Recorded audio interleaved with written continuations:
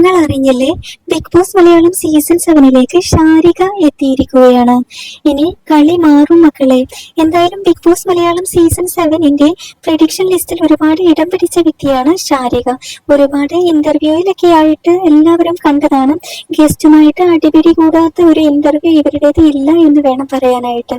എന്തായാലും ഷാരികയോട് ലാലേട്ടൻ ചോദിക്കുന്നുണ്ട്, തലേ ദിവസത്തെ ടാസ്ക് എങ്ങനെയുണ്ട് എന്ന് ചോദിക്കുന്നുണ്ട്. ഷാരിക കുഴപ്പമില്ല എന്ന് പറയുന്നുണ്ട്.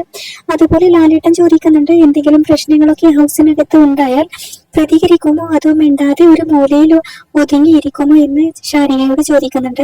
അപ്പൊ ഷാരിക പറയുന്നുണ്ട്, ഞാൻ എന്തായാലും പ്രതികരിക്കും, ഒരിക്കലും ഒരു മൂലയിൽ ഒതുങ്ങി കൂടാറില്ല, കുറച്ച് ചോരത്തുളപ്പ് കൂടുതലാണ് എന്ന് പറയാറുണ്ട് എന്നൊക്കെ ഷാരിക ലാലേട്ടനോട് പറയുന്നുണ്ട്.